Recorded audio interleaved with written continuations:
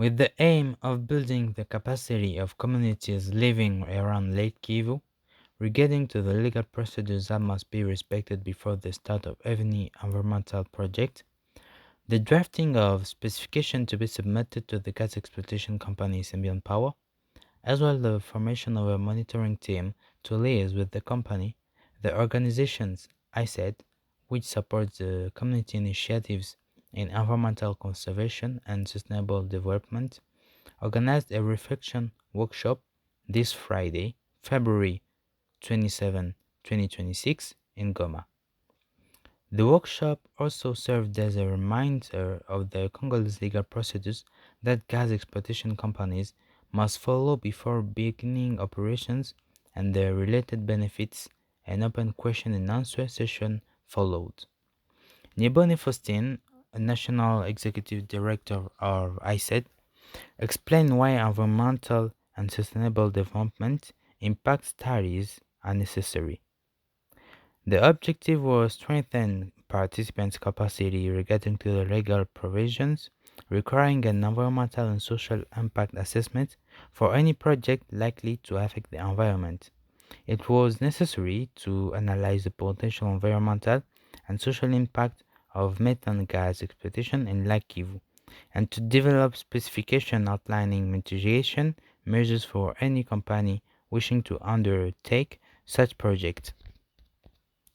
Participants were informed that Lake Kivu contains methane gas, well as carbon dioxide, which is present in proportion 3 times higher than methane. Carbon dioxide is even more dangerous than methane.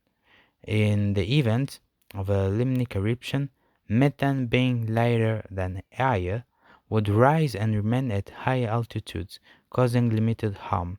However, carbon dioxide, which is heavier than air, would remain near the surface and could suffocate people. For example, in Cameroon, past lake explosion caused death among humans and livestock due to water oversaturated with carbon dioxide. Therefore, carbon dioxide represents the greatest threat, especially since its concentrations continue to increase due to the organic waste dumped in Lake Kivu. Sometimes animals are found dead near the lake. This is often attributed to mazuku, which is actually a concentration of gases, mainly carbon dioxide. Because animals breathe close to the ground, they inhale the gas and suffocate. As specialists, we explain what must be done for a project to qualify as sustainable development. A sustainable project must respect three pillars: economic, environmental, and social. It must generate economic benefits, protect the environment, and support social well being. Only when these three pillars are respected can a project benefit even future generations. If only the economic aspect is considered while neglecting environmental and social dimensions, future generations will not be benefit. Environmental impact studies are therefore conducted to determine the effects on the environment and society, since the economic benefits are already known. The goal is to establish mitigation measures that balance the three pillars so that the future generations can also benefit. After reviewing the recommendations from the previous workshop, participants enriched and validated the specification document. A participant read the final version along with the community's official position addressed to the gas exploitation company in 2025. The lakeside communities of Lake Kivu stated that in August 2025, through communication from representative of Symbion Power, they learned of the company proposal to invest 700 million US dollars to build the 140 megawatts power plant on Lake Kivu by transforming methane gas into energy. While recognizing this is a positive initiative, they called on Symbion Power to comply with legal requirements concerning prior environmental and social impact studies and to respect the community specifications. They reiterated the need to comply with the following legal precision. Ordinance Law Number 23 008 of March 3, 2023, amending and supplementing Law number 11009 of July 2011 on the fundamental principles relating to environmental protection. Article 21 states that any project likely to have an environmental impact is subject to a prior environmental and social impact study and the profile of an environmental management plan. Law number 11009 of July 2011 also requires prior consultations with communities. Article 24 states that any project or activity likely to impact the environment is subjected to a prior public inquiry.